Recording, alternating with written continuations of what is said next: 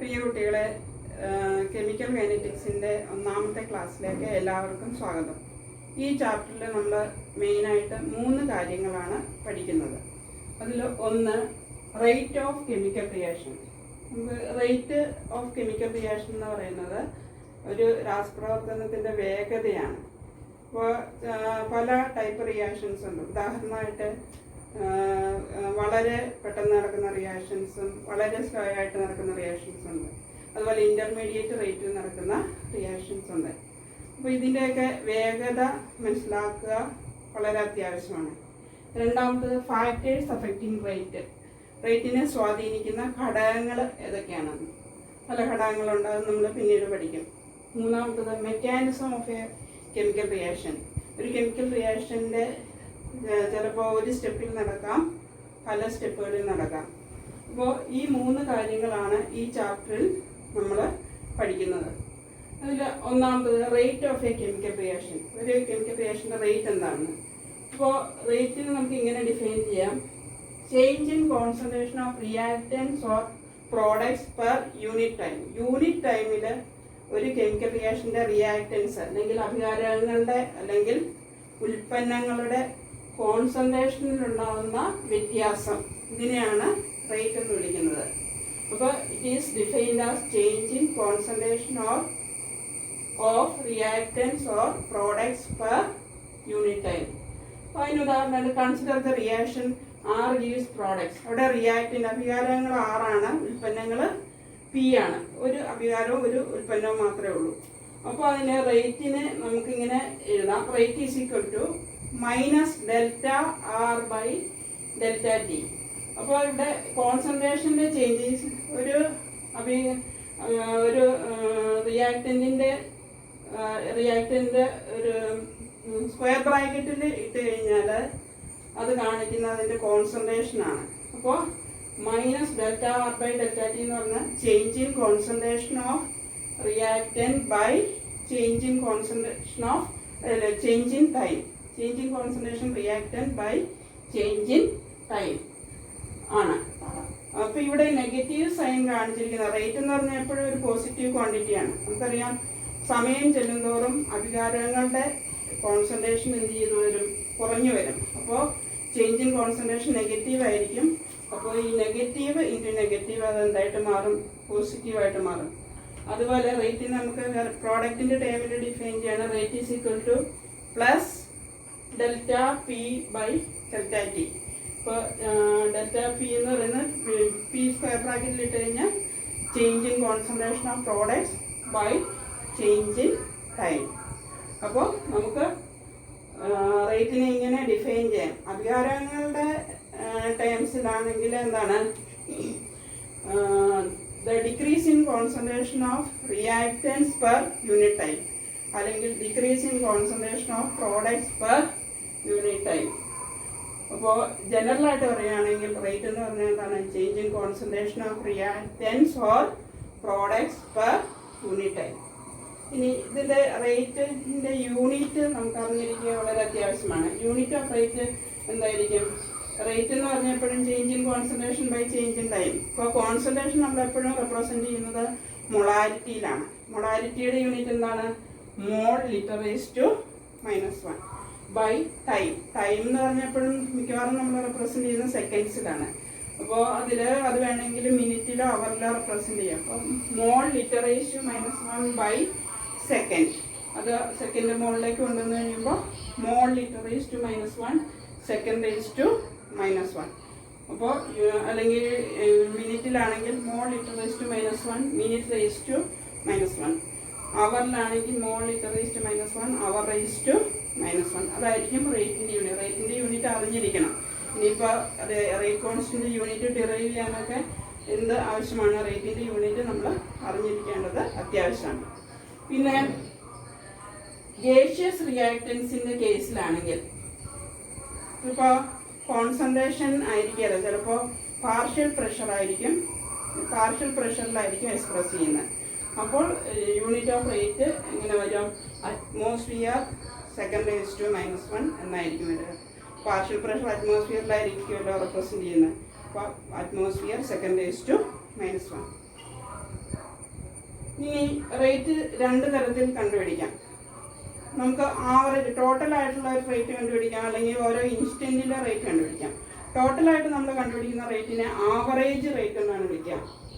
Average rate is equal to total change in concentration of reactants or products by change in total change in time. അപ്പോൾ നമ്മളൊരു particular ഇൻ്റർവെല്ലിലാണെങ്കിൽ, ഇപ്പോൾ reactant എടുക്കുകയാണെങ്കിൽ final concentration minus initial concentration, product എടുക്കുകയാണെങ്കിൽ final reactant ആണെങ്കിലും product ആണെങ്കിലും final concentration minus initial concentration by total time in change in time.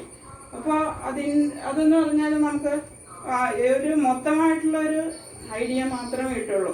റിയാക്ഷൻ്റെ റേറ്റിന് ഓരോ സെക്കൻഡിലും എന്താണ് സംഭവിക്കുന്നത്, അല്ലെങ്കിൽ എന്ത് മാറ്റമാണ് സംഭവിക്കുന്നത് എന്നുള്ളൊരു ഐഡിയ കിട്ടത്തില്ല. അപ്പോൾ ആവറേജ് റേറ്റ് നമുക്ക് എങ്ങനെ കണ്ടുപിടിക്കാം? Total change in concentration by total change in time, അല്ലെങ്കിൽ final concentration minus initial concentration by total time taken. രണ്ട് വിധത്തിൽ കണ്ടുപിടിക്കാമെന്ന് ഞാൻ പറഞ്ഞു. ഒന്ന് ആവറേജ് റേറ്റ്, രണ്ടാമത്തെ ഇൻസ്റ്റൻറ്റീനിയസ് റേറ്റ്. അപ്പോൾ ഇൻസ്റ്റൻറ്റീനിയസ് റേറ്റ് എന്താണെന്ന് നോക്കാം. ആവറേജ് റേറ്റിൻ്റെ കാര്യം ഓൾറെഡി പറഞ്ഞു കഴിഞ്ഞു. ഇൻസ്റ്റൻറ്റീനിയസ് റേറ്റ് എന്താണെന്ന് നോക്കാം. ഒരു പർട്ടിക്കുലർ ഇൻസ്റ്റൻറ്റിലെ അല്ലെങ്കിൽ ഒരു പ്രത്യേക മൊമെൻറ്റിലെ റേറ്റിനെയാണ് നമ്മൾ എന്തെന്ന് വിളിക്കുക? ഇൻസ്റ്റൻറ്റീനിയസ് റേറ്റ് എന്ന് വിളിക്കുക. അപ്പോൾ rate at a particular instant or moment is called instantaneous rate. നമ്മൾ കണ്ടുപിടിക്കുന്നത് ഗ്രാഫിക്കൽ ആയിട്ടാണ്, ഗ്രാഫ് വരച്ചാണ് നമ്മളിതിന് ഇൻസ്റ്റൻറ്റീനിയസ് റേറ്റ് കണ്ടുപിടിക്കുന്നത്. അപ്പോൾ അതിനുവേണ്ടി consider the reaction R gives P എന്ന റിയാക്ഷൻ കൺസിഡർ ചെയ്യുക. അപ്പോൾ റിയാക്റ്റൻ്റ് കോൺസെൻട്രേഷൻ വൈ ആക്സിസിലും ടൈം എക്സ് ആക്സിസിലും അടയാളപ്പെടുത്തുക. അപ്പോൾ നമുക്കറിയാം ടൈം ചെല്ലുന്തോറും റിയാക്റ്റൻ്റ് കോൺസെൻട്രേഷൻ കുറഞ്ഞാണ് വരുന്നത്. അപ്പോൾ ഇങ്ങനെ ഒരു കർവ്, ഒരു നെഗറ്റീവ് കർവായിരിക്കും നമുക്ക് കിട്ടുന്നത്. അപ്പോൾ T1 എന്ന ഇൻസ്റ്റൻറ്റിൽ നമുക്ക് ഇൻസ്റ്റൻറ്റീനിയസ് റേറ്റ് കണ്ടുപിടിക്കണമെന്ന് വിചാരിക്കുക. അപ്പോൾ T1 എന്ന ഇൻസ്റ്റൻറ്റിൽ ഈ കർവിന് ഒരു ടാൻജൻറ്റ് വരയ്ക്കുക, AB എന്ന ടാൻജൻറ്റ് വരയ്ക്കുക. ടാൻജൻറ്റ് എന്ന് പറഞ്ഞാൽ ഒരു തൊടുരേഖ. ആ പോയിന്റിന്, ആ T1 എന്ന പോയിന്റിന് കറസ്പോണ്ടിങ് ആയിട്ട് ഗ്രാഫിലേക്ക് ലൈൻ വരച്ചാൽ ആ പോയിന്റിൽ ഒരു തൊടുരേഖ വരയ്ക്കുക, അല്ലെങ്കിൽ ടാൻജൻറ്റ് വരയ്ക്കുക. ഇവിടുത്തെ ടാൻജൻറ്റ് AB ആണ്. അപ്പോൾ ആ ടാൻജൻറ്റിൻ്റെ സ്ലോപ്പ് എന്ന് പറഞ്ഞാൽ ചരിവ്, ആ ടാൻജൻറ്റിൻ്റെ സ്ലോപ്പായിരിക്കും ആ റിയാക്ഷൻ്റെ ഇൻസ്റ്റൻറ്റ്, ആ T1 എന്ന ഇൻസ്റ്റൻറ്റിലെ റേറ്റ്. അപ്പോൾ അത് കണ്ടുപിടിക്കുന്നതിന് വൈ ആക്സിസിലെ ക്വാണ്ടിറ്റി ബൈ എക്സ് ആക്സിസിലെ ക്വാണ്ടിറ്റി. അപ്പോൾ നമുക്ക് ഇവിടെ ഫിഗറിൽ AC ബൈ CB ആയിരിക്കും. AC ബൈ AC എന്ന് പറഞ്ഞാൽ DR ആണ്, CB DT ആണ്. അപ്പോൾ rate instantaneous rate is equal to minus DR by DT. അപ്പോൾ ഇൻസ്റ്റൻറ്റീനിയസ് റേറ്റിനെ കാണിക്കാനായിട്ട് നമ്മളെപ്പോഴും സ്മോൾ ലെറ്റർ D ആണ്, ഇപ്പോൾ ചേഞ്ചിനെ കാണിക്കാൻ സ്മോൾ ലെറ്റർ D ആണ് കാണിക്കുന്നത്. അപ്പോൾ rate is equal to minus DR by DT.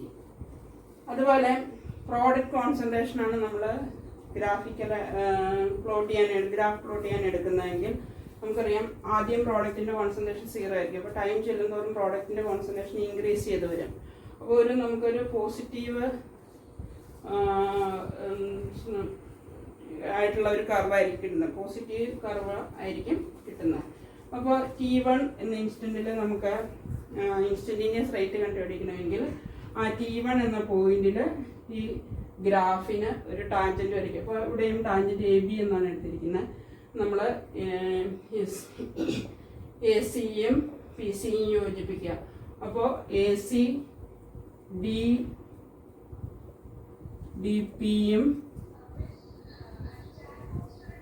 ഇത് BC DTയും ആയിരിക്കും. അപ്പോൾ instantaneous rate is equal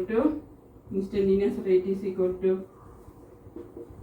minus DP by DT ആയിരിക്കും, മൈനസ് DP ബൈ DT. അപ്പോൾ ഇങ്ങനെ നമുക്ക് ഗ്രാഫിക്കലായിട്ട് ഇൻസ്റ്റൻറ്റീനിയസ് റേറ്റ് കണ്ടുപിടിക്കാനായിട്ട് സാധിക്കും. ഇനി ഇതിൽ കൂടുതൽ ഡിസൈറബിൾ ഏതാണ് കൂടുതൽ ഡിസൈറബിൾ? ഇൻസ്റ്റൻറ്റീനിയസ് റേറ്റ് ആണോ അതുപോലെ ആവറേജ് റേറ്റ് ആണോ? നമുക്കൊരു കറക്റ്റായിട്ടുള്ള വാല്യൂ കിട്ടണമെങ്കിൽ നമ്മളെപ്പോഴും ഏതെടുക്കണം? ഇൻസ്റ്റൻറ്റീനിയസ് റേറ്റ് എടുക്കണം. കറക്റ്റായിട്ടുള്ള വാല്യൂ കിട്ടണമെങ്കിൽ ഇൻസ്റ്റൻറ്റീനിയസ് റേറ്റ് ആയിരിക്കും കിട്ടുന്നത്. കാരണം ഓരോ മൊമെൻറ്റിലെയും റേറ്റ് നമുക്ക് അക്യുറേറ്റ് ആയിട്ട് കണ്ടുപിടിക്കാനായിട്ട് സാധിക്കും. ഒരു റിയാക്ഷൻ്റെ ബാലൻസ്ഡ് കെമിക്കൽ ഇക്വേഷൻ തന്നു കഴിഞ്ഞാൽ അതിൽ നിന്ന് എങ്ങനെ റേറ്റിനെ അതിൻ്റെ റിയാക്റ്റൻറ്റിൻ്റെയും പ്രോഡക്റ്റിൻ്റെയും ടേമിൽ, അല്ലെങ്കിൽ റിയാക്റ്റൻറ്റിൻ്റെ റേറ്റ് ഓഫ് ഡിസപ്പിയറൻസിൻ്റെ ടേമിൽ, അല്ലെങ്കിൽ പ്രോഡക്റ്റിൻ്റെ റേറ്റ് ഓഫ് അപ്പിയറൻസിൻ്റെ ടേമിൽ റേറ്റിനെ എങ്ങനെ എക്സ്പ്രസ് ചെയ്യാം എന്ന് നമുക്ക് നോക്കാം. അപ്പോൾ അതിനു വേണ്ടിയിട്ട് consider the general reaction AA plus BB gives CC plus DD. അതായത് A moles of A, B moles of B യുമായി റിയാക്ട് ചെയ്ത് C moles of C and D moles of D ഉണ്ടാവുന്നു. അപ്പോൾ നമുക്ക് ഇതിനെ റേറ്റിനെ ഈ റിയാക്റ്റൻറ്റിൻ്റെ ഡിസപ്പിയറൻസിൻ്റെ ടൈമിലോ അല്ലെങ്കിൽ പ്രോഡക്റ്റിൻ്റെ അപ്പിയറൻസിൻ്റെ ടൈമിലോ നമുക്ക് എക്സ്പ്രസ് ചെയ്യാനായിട്ട് സാധിക്കും. അപ്പോൾ ജനറലായിട്ട് എഴുതുകയാണെങ്കിൽ rate is equal to -1/A. അതായത് എയുടെ ബാലൻസ് ഇക്വേഷൻ എയുടെ നമ്പർ ഓഫ് മോൾസ് ചെറിയ എ ആണ്. അപ്പോൾ മൈനസ് വന്നത് സമയം ചെല്ലുന്നതോറും എയുടെ കോൺസെൻട്രേഷൻ കുറഞ്ഞാണല്ലോ വരുന്നത്. അതുകൊണ്ട് -1/A into delta A by delta T. അല്ലെങ്കിൽ ബിയുടെ ടൈമിൽ എഴുതുകയാണെങ്കിൽ -1/B into delta B by delta T. ഇത് ആവറേജ് റേറ്റ് ആണെങ്കിലാണ് ഇങ്ങനെ എഴുതുന്നത്, delta A by delta. That is equal to സിയുടെ ടൈമിലാണെങ്കിൽ പ്ലസ് അതിൻ്റെ നമ്പർ ഓഫ് മോൾസ് സി ആണ്, 1/C into delta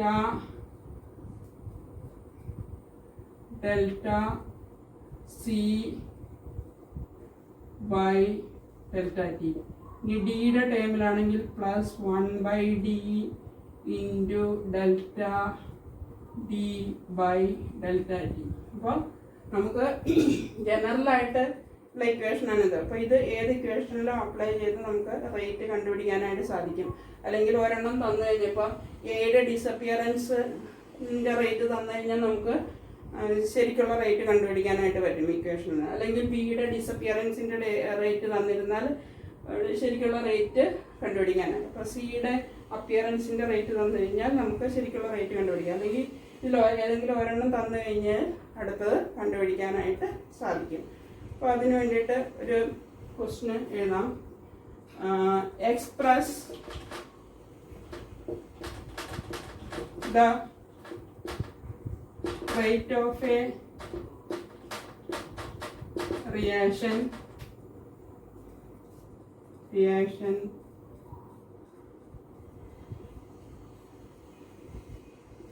into gas plus 3H2 gas gives 2NH3 gas in terms of reactants and products.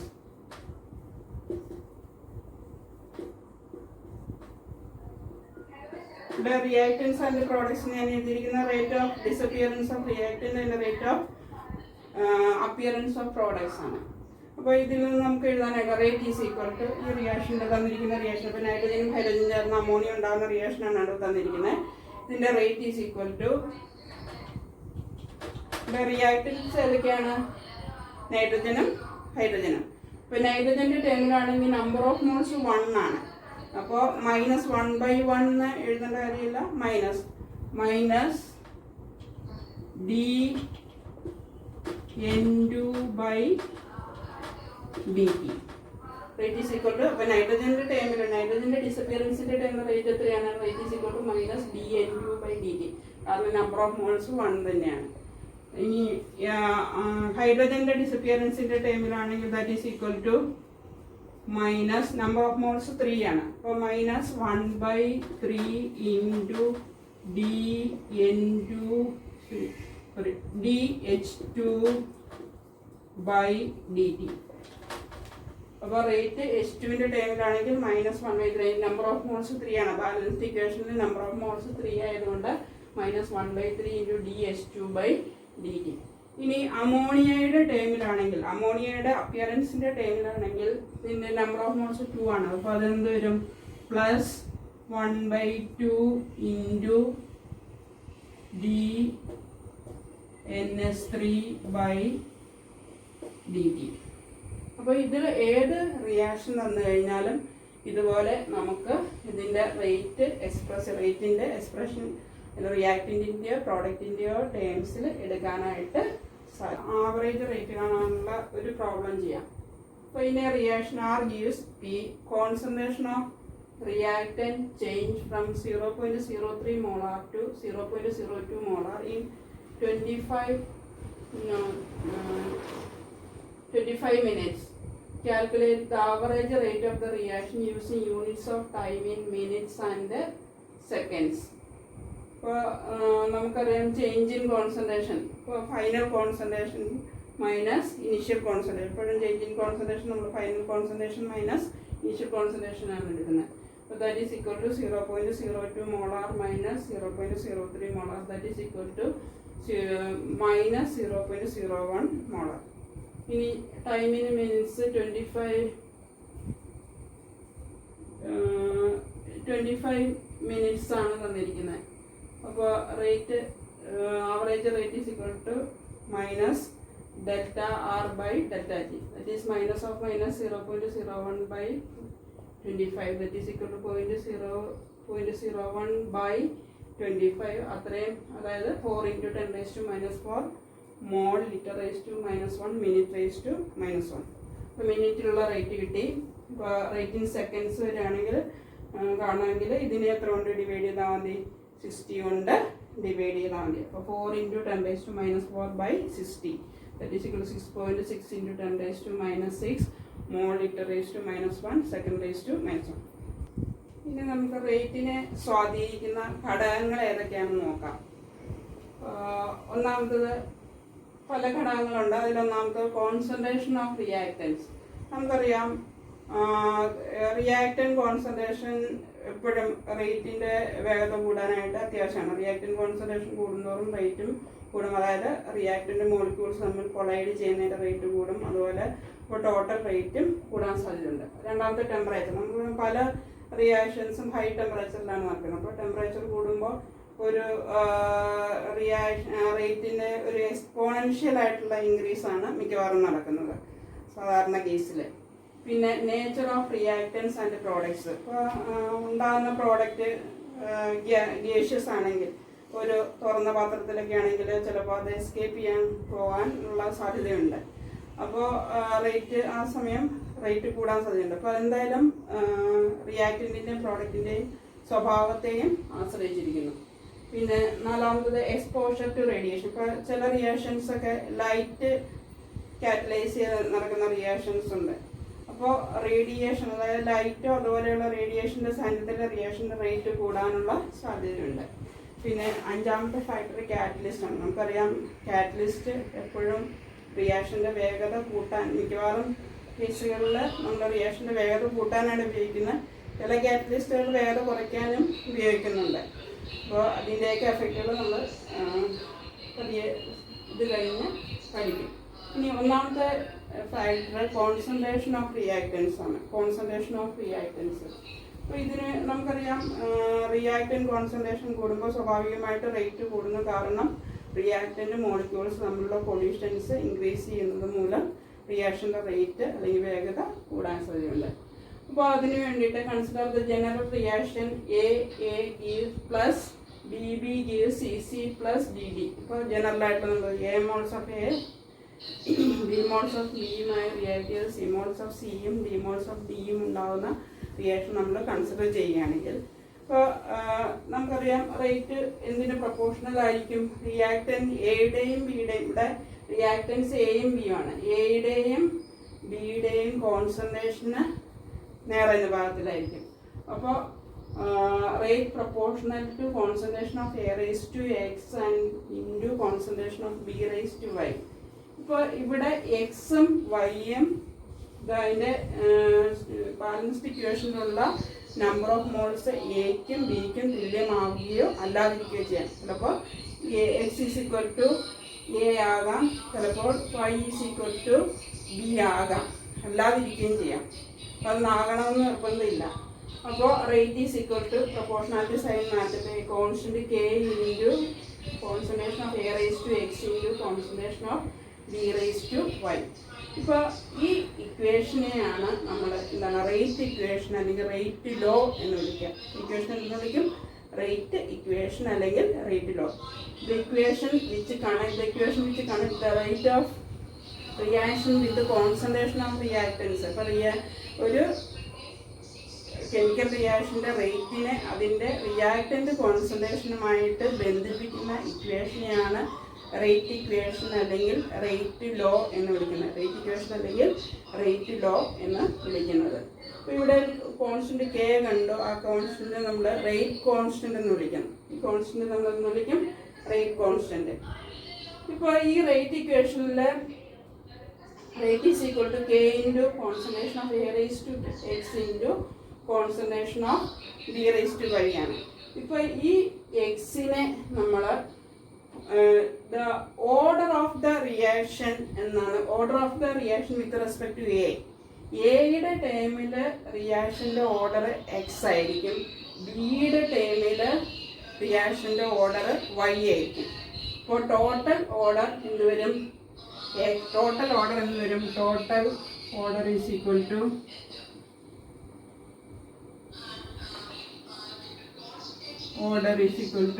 x plus y ആയിരിക്കും.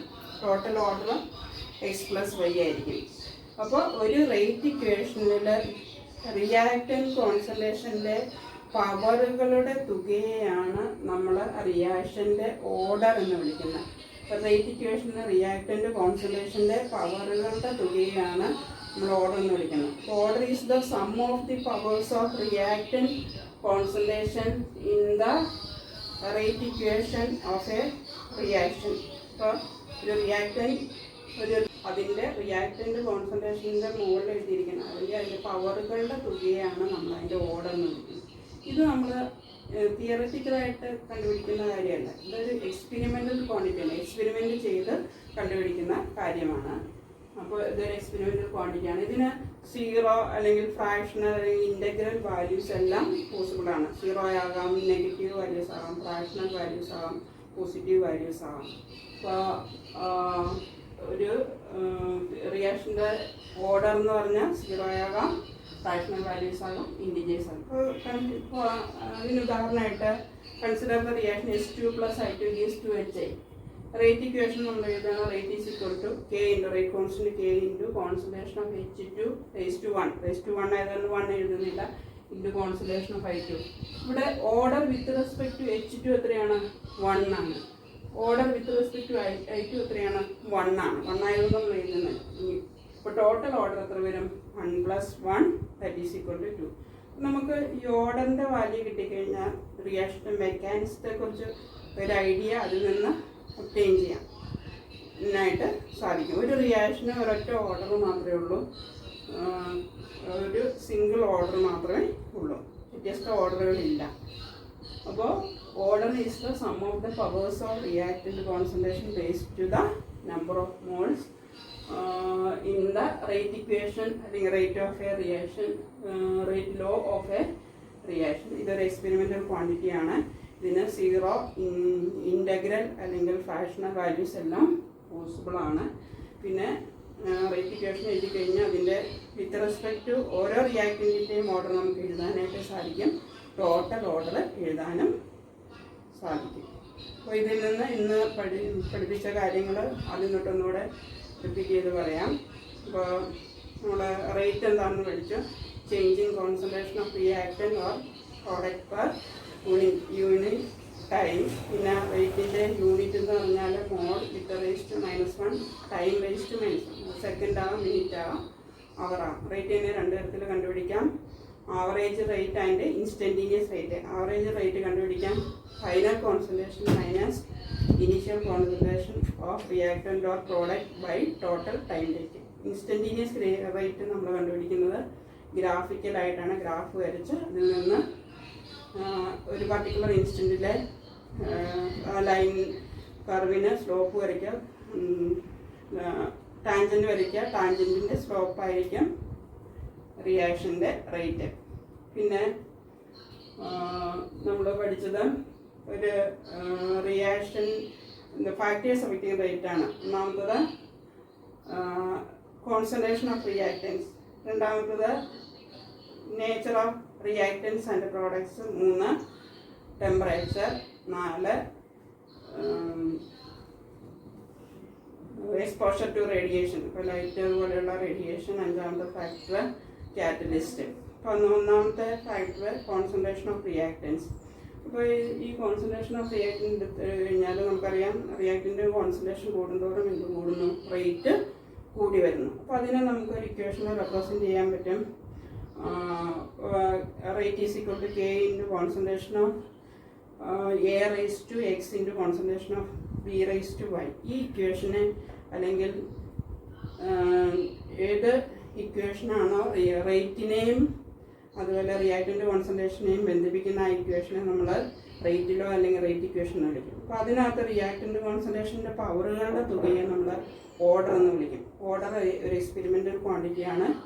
ഇത് നമുക്ക് ഇതിന് സീറോയോ fractional അല്ലെങ്കിൽ integral values എല്ലാം പോസിബിൾ ആണ്. പിന്നെ നമുക്ക് ടോട്ടലായിട്ട് റിയാക്ഷൻ്റെ മെക്കാനിക്സിനെ കുറിച്ച് ഒരു ഐഡിയ നമുക്ക് ലഭിക്കുന്നു. ഇത്രയും പറഞ്ഞുകൊണ്ട് ഇന്നത്തെ ക്ലാസ്